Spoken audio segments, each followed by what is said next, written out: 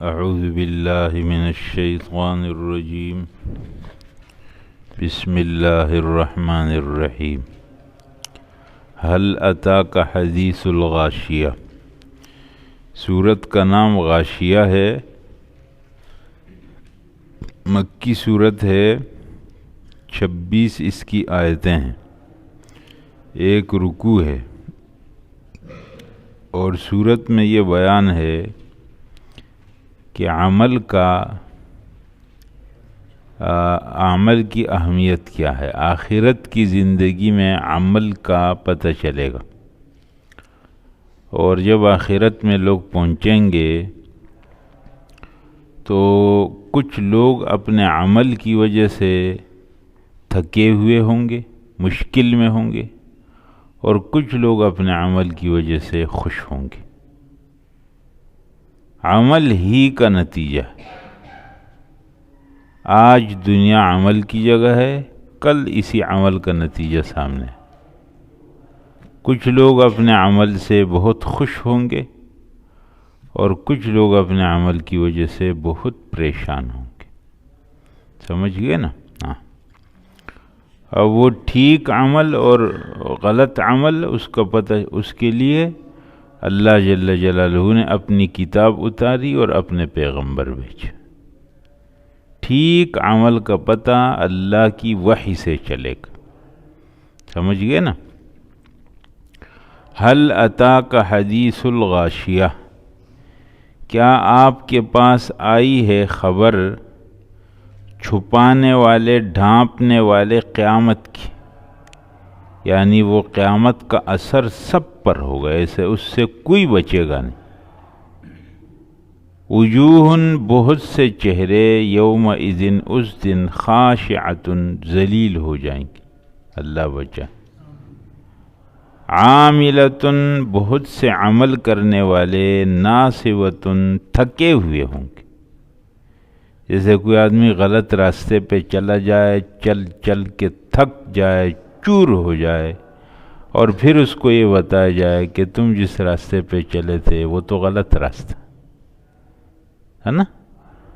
وہ کہتے ہیں کہ چند مزدور ایک جگہ پر کوئی چیز کو نیچے زمین سے لے کر اوپر بہت بڑی منزل، جو عمارت تھی اس کے آخری منزل میں کوئی چیز اٹھا کر کے لے جا رہے تھے، اس پر ان کی مزدوری تھی۔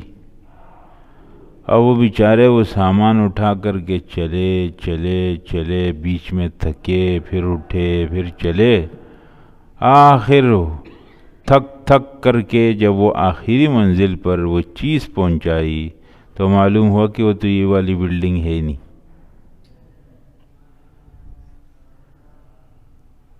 کتنا وہ بھی پریشان ہو، آدمی محنت بھی کرے اور آخر میں پتہ چلے کہ غلط ہو گیا۔ تو بہت سے عمل کرنے والے تھکے ہوئے ہوں گے۔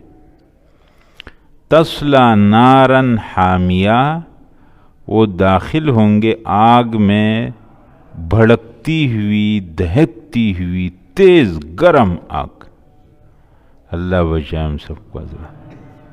تسقی من عین آنیہ، ان کو پلایا جائے گا ایک چشمے سے کھولتا ہوا گرم، ایسا گرم ہوگا جو ان کے ہونٹوں کو، ان کے پیٹ کو، سب کو جلا دے۔ دیکھو حضرات، عمل کتنا خطرناک ہے، ہم اپنے عمل کی طرف توجہ نہیں کرتے۔ یہ عمل ہمارے لیے مستقبل میں یا آسانیاں پیدا کرے گا یا ہم کو بہت مشکلات میں ڈال دے گا۔ اللہ ہم سب کی حفاظت فرمائے۔ لیس لہم، نہیں ہوگا لوگوں کے لیے، طعام، کھانا، الا من ضریع، مگر کانٹوں والا جھاڑ، جھاڑی کیسے؟ کانٹوں والی، یعنی جو ان کا کھانا ہوگا اس کھانے میں بھی کانٹے ملے۔ لا یسمن، وہ کھانا نہ تو آدمی کو موٹا کرے گا، طاقت والا ہوگا، ولا یغنی من جوع، اور نہ بھوک کو ختم کرے گا۔ کھانے کے تو دو مقصد ہے نا، ایک یہ ہے کہ اس سے آدمی کی بھوک ختم ہو جائے، اور نمبر دو کیا ہے کہ اس سے آدمی کو طاقت ملے۔ جہنم کے کھانے میں دونوں باتیں، معنی جہنمی لوگ کھا کر بھی ویسے ہی بھوکے رہیں گے جیسے بھوکا بھوکا ہوتا، پینے کے باوجود بھی پیاسے رہیں گے جیسا پیاسا پیاسا۔ وجوہ نہیں حضرات، یہ تو ایک قسم کا بیان ہوا نا جن کا عمل غلط تھا، عمل غلط تھا تو نتیجہ غلط ہو گیا نا۔ اب دوسری قسم سنو، وجوہ بہت سے چہرے یومئذ اس دن ناعمۃ تر و تازہ ہوں گے۔ چہرے تر و تازہ کیا مطلب؟ خوش ہوں گے۔ لسعیہا راضیہ، اپنی محنت پر خوش ہوں گے۔ وہ اپنی محنت پر کیا تھے؟ تھکے ہوئے، اور یہ اپنی محنت پر کیا ہے؟ خوش۔ فی جنت عالیہ، اونچے اونچے باغات میں ہوں گے، باغ ہوگا اونچا، آدمی دیکھے گا جنت ہوگی۔ وہ جنت کیسے ہوگی؟ لا تسمع فیہا لاغیہ، نہیں سنیں گے وہ اس میں کوئی فالتو بات، بکواس کی بات، سمجھ میں گیا؟ بیہودہ بات اس میں نہیں سنیں گے۔ فیہا عین جاریہ، اس جنت میں جاری چشمے ہوں گے، پانی۔ فیہا سرر مرفوعہ، اس میں تخت ہوں گے اونچے بچھے ہوئے تخت، جس پہ لوگ بیٹھیں گے، مجلس ان کی جمے گی۔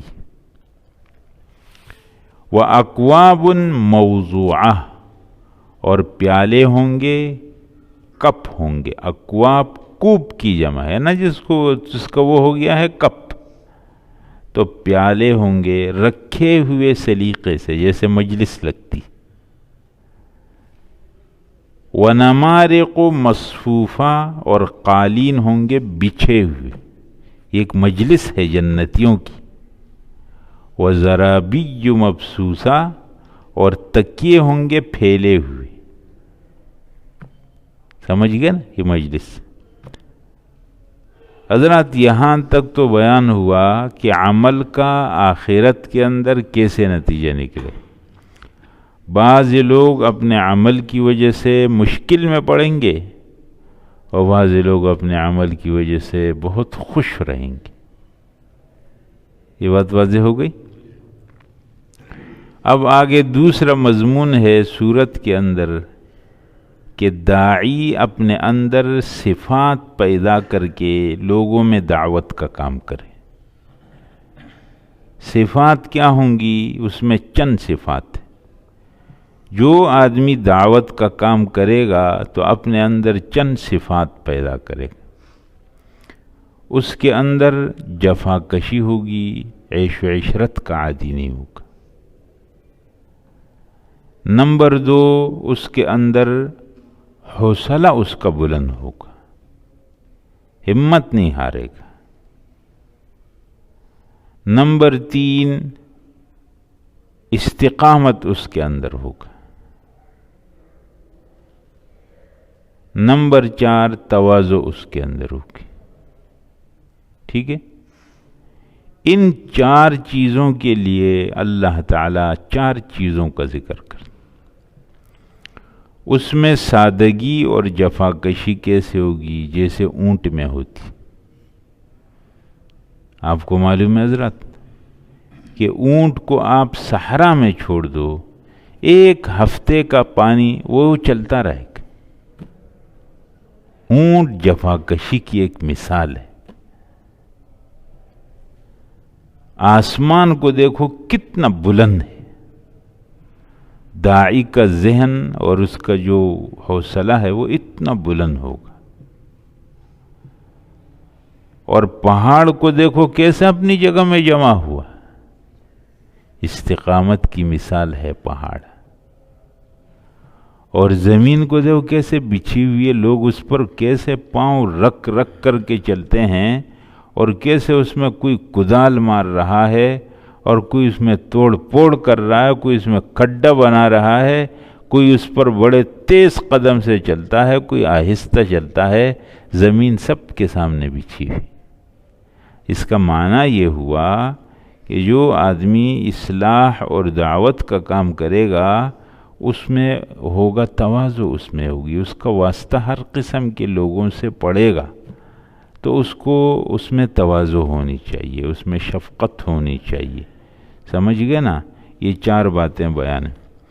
افلا ینظرون، کیا نہیں دیکھتے لوگ، الی الابل، اونٹ کی طرف، کیف خلقت، کیسے پیدا کیا گیا، اللہ کی قدرت، وَإِلَى السَّمَاءِ، اور آسمان کی طرف، کیف رفعت، کیسے اونچا کیا گیا، بلند کیا گیا، وَإِلَى الْجِبَالِ، اور پہاڑوں کی طرف، کیف نصبت، کیسے کھڑے کیے گئے، وَإِلَى الْأَرْضِ، اور زمین کی طرف، کیف سطحت، کیسے بچھائی گئی۔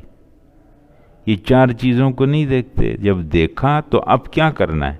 فَذَكِّرْ إِنَّمَا أَنْتَ مُذَكِّرْ، آپ نصیحت کریں، آپ نصیحت کرنے والے، لست علیہم بمسیطر، آپ نہیں ان کے اوپر مسلط ہونے والے، یعنی زور زبردستی آپ نہیں منوا سکتے، بس آپ سمجھا دیں۔ اب دیکھو، امر بالمعروف اور نہی عن المنکر میں 3 درجات ہیں مختلف لوگوں کی۔ جن لوگوں کے ہاتھ میں حکومت ہے، اختیار ہے، وہ تو ہاتھ کے ذریعے سے کریں گے، وہ لوگ کہیں گے یہ کرو، یہ مت کرو، اگر کرو گے تو ٹھیک، نہیں کرو گے تو ہم تم کو پکڑیں گے۔ کسی ادارے کا سربراہ ہے، لوگ اس سے تنخواہ لے کر کے کام کرتے ہیں، اس کو اختیار حاصل ہے کہ میں اپنے تنخواہ والے لوگوں کو اس بات کی اجازت دیتا ہوں، اس بات کی اجازت نہیں دیتا ہوں۔ اگر میرے ادارے میں آپ کام کرنا چاہتے ہیں اور میری تنخواہ پر کام کرنا چاہتے ہیں تو میری یہ شرائط ہے۔ میرے ادارے میں آپ رہیں گے بالفرض تو میرے ہاں نماز شرط ہے، اگر آپ نماز نہیں پڑھو گے تو میں پوچھوں گا آپ سے۔ ادارے کا سربراہ اپنے اس اختیار کو استعمال کر سکتا۔ امر بالمعروف کا یہ درجہ ایک درجہ ہے جو اختیار والے لوگوں کے پاس۔ دوسرا درجہ وہ جو زبان کا ہے، جو اختیار نہیں ہے ان کے پاس، صرف سمجھا سکتے ہیں، بس وہ جب سمجھا دیں گے، بتا دیں گے، اس سے آگے ان کی ذمہ داری ختم ہے۔ اب نہیں مانا تو وہ جھگڑا ان سے شروع کریں، زبردست نہیں۔ رسول اللہ صلی اللہ علیہ وسلم جب تک مکہ مکرمہ میں تھے تو محض ایک داعی کی حیثیت سے کام کر رہے۔ مدینہ منورہ میں رسول اللہ صلی اللہ علیہ وسلم تشریف لائے تو آپ داعی بھی تھے اور آپ حاکم بھی تھے۔ مدینہ منورہ میں رسول اللہ صلی اللہ علیہ وسلم تو حاکم تھے، وہاں کے حکمران تھے، آپ خلیفہ تھے، اس لیے وہاں اگر کسی نے گڑبڑ کی ہے تو آپ نے سزاؤں کا نظام نافذ کیا ہے۔ جماعت میں کسی نے سستی کی ہے تو آپ نے ان کو دھمکی دی ہے، فرمایا میرا دل کرتا ہے کہ ان لوگوں کے گھروں کو آگ لگا دوں جو جماعت کی نماز میں نہیں آتے۔ سمجھ گئے نا؟ تو اب یہ ہر ایک کا اپنا اپنا ہو۔ تیسرا درجہ یہ ہوگا کہ وہ نہ زبان سے بول سکتا ہے، نہ اس کو ہاتھ سے روک سکتا ہے، اس کا کوئی اختیار نہیں ہے، تو وہ اپنے دل میں سوچے گا کہ ہاں یہ ہو رہا ہے غلط، اور مجھے اللہ نے طاقت دی تو میں اس کو روک دوں گا، ابھی فی الحال میں کیا کر سکتا ہوں، وہ اس پر سوچے، منصوبہ بنائے کہ اچھا میں خود تو کر سکتا نہیں ہوں لیکن وہ فلانا آدمی تو کر سکتا ہے، تو میں جا کے وہ فلانے آدمی کو بتا دوں۔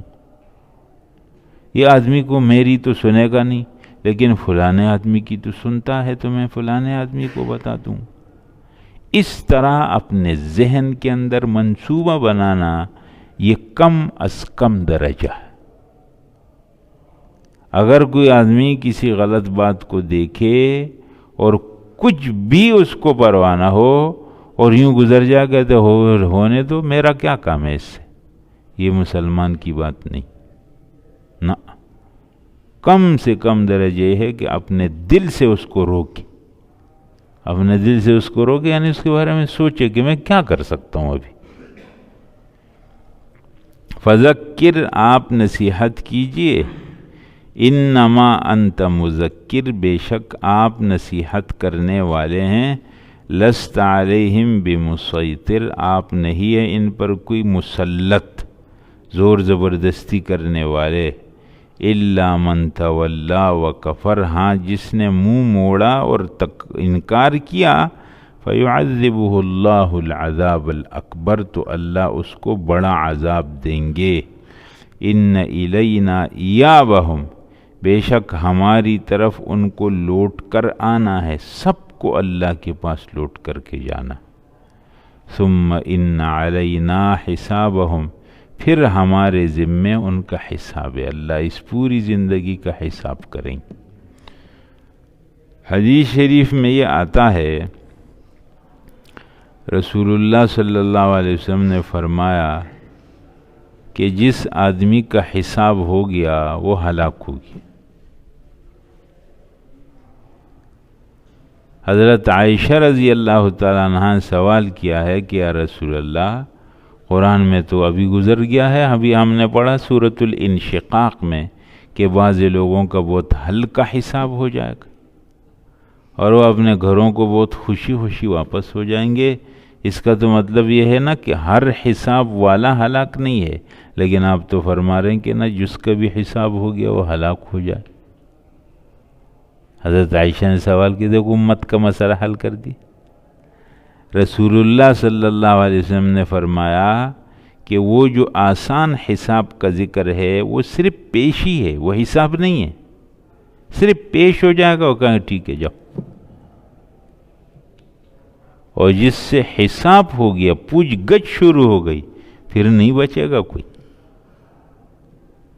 پھر تو بڑے ثبوت کے ساتھ بات ہوئی۔ سمجھ میں بات آ گئی؟ اللہ فرماتے ہیں ہماری طرف سب کو لوٹ کر آنا ہے اور پھر ہمارے ذمے ان کا حساب۔